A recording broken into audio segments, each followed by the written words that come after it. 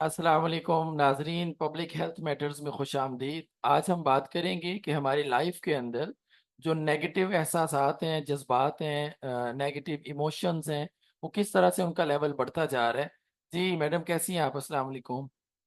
वालेकुम अस्सलाम। कैसे हैं डॉक्टर साहब? आप जी खैर खैरियत से हैं? अल्हम्दुलिल्लाह ठीक ठाक हैं? अल्हम्दुलिल्लाह, अल्लाह के शुक्र। तो मैडम, मनफी जो एहसासात हैं उसका लेवल बढ़ता जा रहा है, तो या नॉर्मली थोड़े बहुत ख्यालात जब आते हैं ना, तो हमारी सोच उसी तरह से जो है वो जाती जाती है, आगे बढ़ता जाता है। तो ये इसको कैसे कंट्रोल किया जा सकता है?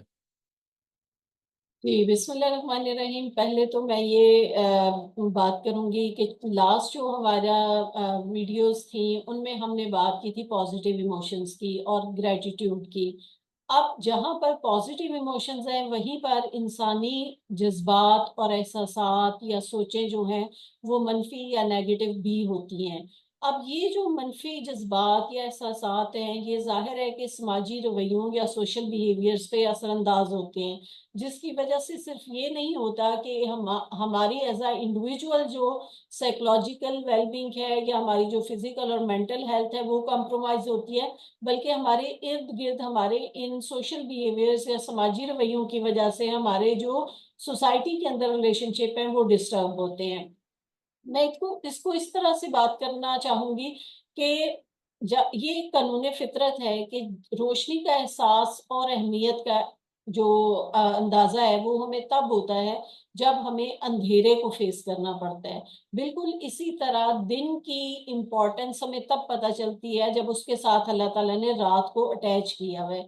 बिल्कुल इसी तरह से पॉजिटिव इमोशंस की अहमियत को उजागर करने के लिए हमें नेगेटिव इमोशंस को भी समझना है।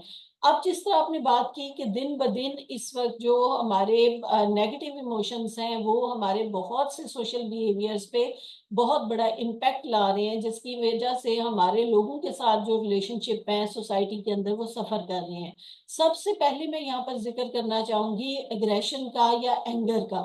अब जो हम बात करते हैं एग्रेशन की या एंगर की, तो गुस्सा जो है वो एक ऐसा इमोशन है जो इटसेल्फ तो ट्रिगर नहीं होता। ये ट्रिगर कुछ आपके इंटरनल या एक्सटर्नल फैक्टर्स की वजह से होता है। जैसे कि अगर आपकी जो सक्सेस रेट है उसके रास्ते में या आपकी जो ख्वाहिश है उसके रास्ते में अगर कोई रुकावट आएगी तो आपको गुस्सा आएगा। अब ये जो गुस्सा है उसके अंदर हमने अक्सर देखा है, हम उर्दू में ये मुहावरा सुनते हैं कि जी फलां बंदे के गुस्से से कान सुर्ख हो गए या उसका गुस्से से चेहरा सुर्ख हो गया।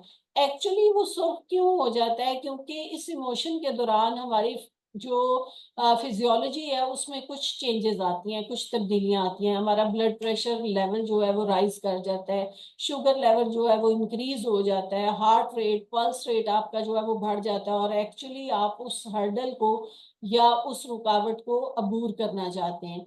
अब होता क्या है कि एंगर जो है वो इट्सेल्फ तो बुरा नहीं है, लेकिन एंगर का जो रिएक्शन है वो कैसा होना चाहिए, हमें मेरा हाल है इस पे बात करने की जरूरत है। हम आजकल देखते हैं हमारे बच्चों के अंदर, हमारे स्टूडेंट्स के अंदर, हमारी सोसाइटी के अंदर जो एंगर है वो दिन ब दिन बढ़ता जा रहा है। अब जो बढ़ता जा रहा है उसकी मैनेजमेंट भी होनी चाहिए। तो मैनेजमेंट किस चीज पे होगी? मैनेजमेंट होगी एक्चुअली उसके रिस्पॉन्स पे। रिस्पॉन्स एक ऐसी चीज है जो आपकी आउटकम को बदल देता है। अब फर्ज करें कि एक बंदा जो है वो डेली आपके ऊपर कूड़ा फेंक रहा है, या एक बंदा जो है वो डेली आपके रास्ते में जो है वो गंदगी फेंक रहा है, और उसके बाद जो है आपने फैसला करना है कि क्या आपने उसके साथ जो है वो अब्यूसिव लैंग्वेज यूज करनी है, आपने उसके रास्ते में कूड़ा फेंकना है, या आपने उसके घर जाके उसकी खिदमत करनी है बीमारी में, या आपने उसको खाना बना के देना है। This is the actually your reaction. और ये रिएक्शन जब चेंज होता है तो इसके नतीजे में आउटकम बदल जाती है। अब अगर मेरा रिएक्शन ये होगा कि एक बंदा जो है वो मुझे तकलीफ दे रहा है और मैंने उसके ऊपर शाउट करना है, या मैंने उसके साथ बदतमीजी करनी है, या मैंने गाली गलौज करना है, तो आउटकम जो है वो लड़ाई झगड़े की सूरत में आएगी। उसमें रिलेशनशिप मैनेजमेंट जो है वो डिस्टर्ब होगी। अब मैं अगर अपने रिएक्शन को कंट्रोल करूं और मैं अपने रिएक्शन पे काम करूं और मैं उसकी जाके खिदमत करूं या मैं उसके घर खाना बना के भेजूं, तो आउटकम बिल्कुल जो है वो चेंज हो जाएगी। बिल्कुल इसी तरह जिस तरह के हम ये देखते हैं کہ لوگ جو ہیں وہ اینگر میں ڈفرینٹ طرح کے ریئیکشنز دیتے ہیں. کہیں پر آپ کو ہاتھا پائی نظر آتی ہے اور کہیں پر آپ کو بڑی اچھی پرسکون اور کنٹرولڈ جو ہے نا وہ ایموشنل مینجمنٹ نظر آتی ہے. میں یہاں پر یہ بھی بڑا ذکر کرنا چاہوں گی کہ پچھلے ہمارے کہہ لیں کہ 30 40 50 سال سے آئی کیو کے اوپر بہت بات ہو رہی ہے. ہماری جتنی بھی آرگنائزیشنل سائیکالوجی ہے یا بزنس یا کنزیومر سائیکالوجی ہے یا آپ کی جو باقی آرگنائزیشنل بیہیویئر یا آپ کے ڈفرینٹ جو دوسرے بیہیویئرز ہیں، یہاں پر یہ دیکھا جاتا ہے کہ لوگ جو ہیں وہ کتنے، ان کا آئی کیو کتنا اچھا ہے، وہ کتنے انٹلیکچوئل ہیں، ان کا انٹلیکٹ کا لیول کتنا ہائی ہے اگر ہمیں انہیں ہائر کرنا ہے. لیکن وٹ اباؤٹ دا ای کیو؟ ای کیو ہم کہتے ہیں ایموشن کوشنٹ، یعنی ایموشنل انٹیلیجنس جو ہے. اب دیکھیں، اگر میں ایک بہت اچھی جو ہے وہ ایچ آر مینیجر ہوں تو میں بہت اچھا بندہ ہائر تو کر لوں گی جس کا آئی کیو بہت اچھا ہے. لیکن اگر میں نے اس کو ریٹین کرنا ہے، اگر میں نے آرگنائزیشن کے اندر جو کنفلکٹس ہیں ان کو ریزالو کرنا ہے، اگر میں نے فیملی کے اندر کنفلکٹس کو منیمائز کرنا ہے، تو مجھے اس کی ای کیو پہ کام کرنا پڑے گا. اب یہاں پرابلم کہاں آتی ہے؟ پرابلم آتی ہے ہماری پیرنٹنگ سے. ایسا نہیں ہے کہ بچہ جو ہے وہ ایک ٹریٹ لے کے پیدا ہو گیا اور اب وہ آپ یہ کہہ کے جان چھڑا لیں کہ جی اس کے باپ بھی بہت غصے والا تھا یا دادا بہت غصے والا تھا اس لیے یہ بچہ بہت غصہ کا شکار ہے.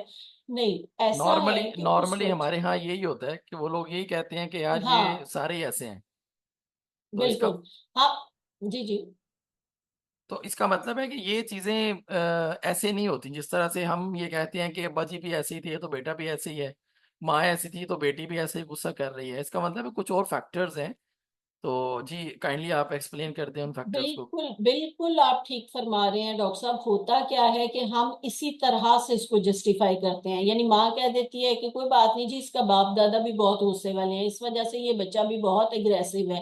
اب ایکچولی اس میں ایکسٹرنل فیکٹر بہت زیادہ رول پلے کرتے ہیں. ہم انشاءاللہ اس پہ بھی سیشن کریں گے کہ پازیٹیو پیرنٹنگ جو ہے وہ کس طرح کی ہونی چاہیے. اب ہماری پیرنٹنگ کے اندر ایکچولی پرابلم ہوتی ہے جب ایک بچہ جو پیدا ہوا اور پیدا ہونے کے بعد اس نے گھر میں ماحول یہ دیکھا کہ ماں اور باپ جو ہے ان کے ابیوسو ریلیشن شپ ہے. باپ باہر سے آتا ہے، وہ ماں پہ شاؤٹ کرتا ہے یا وہ اسے فزیکلی مارتا ہے یا وہ اسے کسی قسم کا ایموشنل ابیوز کرتا ہے، یا ماں جو ہے وہ اس کی جب فار ایگزامپل نند سے یا ساس سے لڑائی ہوتی ہے تو وہ بچے کو مار رہی ہوتی ہے یا وہ ابیوسو لینگویج یوز کر رہی ہوتی ہے. تو اس کو ہم بولتے ہیں آبزرویشنل لرننگ. تو بچہ آبزرویشنل لرننگ کے ذریعے سے جو ہے وہ ان چیزوں کو سیکھ رہا ہوتا ہے اور دیکھ رہا ہوتا ہے.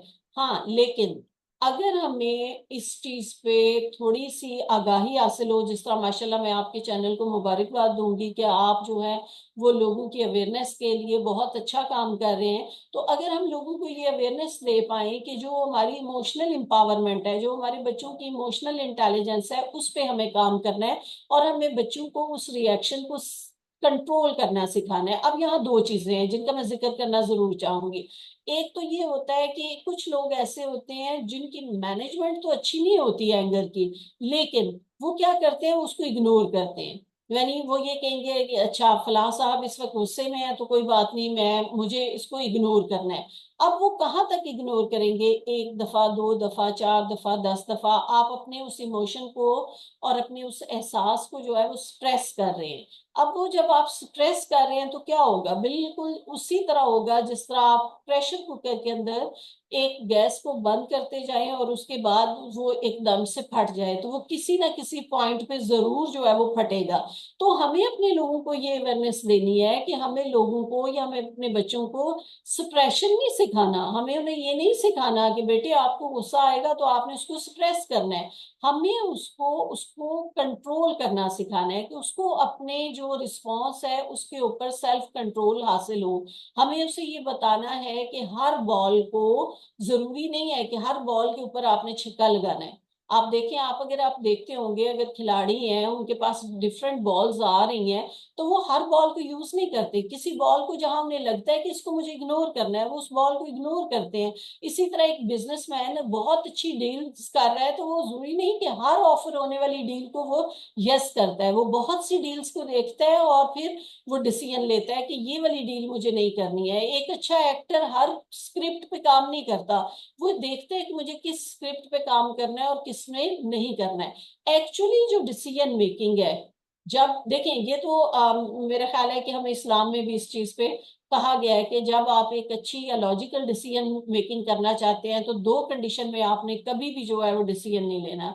नंबर एक, जब आप इंतहाई गुस्से में हो उस वक्त आपने कोई फैसला नहीं करना। और नंबर टू, जब आप इंतहाई खुशी का इमोशन एक्सपीरियंस कर रहे हो, तो आपने कोई उस वक्त वादा नहीं करना, वादे की कोई डिसीजन मेकिंग नहीं करनी। द रीजन बिहाइंड दिस कि दोनों सूरतों में हमारे जो केमिकल्स हैं वो टोटली इनबैलेंस हो चुके होते हैं। जब आप गुस्से की उसमें होते हैं स्टेट में, तो आपका स्ट्रेस का लेवल और कॉर्टिजोल लेवल बहुत हाई हो चुका होता है। और जब आप एक्सट्रीम पीक जो है वो हैप्पीनेस को महसूस कर रहे होते हैं, तो आपको सीरोटोनिन का लेवल बहुत हाई होता है। अब ये जो लेवल है, इन्होंने थोड़ी देर बाद अपने एक रेगुलर लेवल पे आना है, इसलिए उस वक्त जो डिसीजन मेकिंग आपने ली है वो लॉजिकल नहीं होगी। तो मेरा ख्याल है कि हमें जो है वो एंगर मैनेजमेंट पे काम करने की जरूरत है। हमें अपने लोगों को, अपने बच्चों को, अपने जो हमारे पास पेरेंट्स हैं उन्हें ये समझाने की जरूरत है कि पेरेंटिंग के अंदर उन्होंने किस तरह से अपने बच्चों को रिएक्शंस पे कंट्रोल सिखाना है और उनको एक अच्छी लॉजिकल डिसीजन मेकिंग की तरफ लेके आना है, ताकि उनके जो समाजी रवैये हैं वो बेहतर हों और हमारे मुआशरे के अंदर जो एग्रेशन और एग्रेसिव बिहेवियर और लड़ाई झगड़े में नजर आते हैं वो इस तरह से ना हो रहे हों। तो मेरा ख्याल है कि हम इस पे बाकायदा एक सेशन कर सकते हैं जिसमें हम एंगर मैनेजमेंट की बात करें। जी मैडम, शुक्रिया आपका। मेरे ख्याल से नेक्स्ट एपिसोड में हम एंगर मैनेजमेंट की बात कर लेते हैं। और जब आप बात कर रही थी तो मेरे माइंड में ना दो एग्जांपल्स आ रही थी, तो वो फिर जी जी। अगली एपिसोड में हम उन एग्जांपल्स को भी लेंगे। तब तक के लिए अल्लाह जी। हाफिज।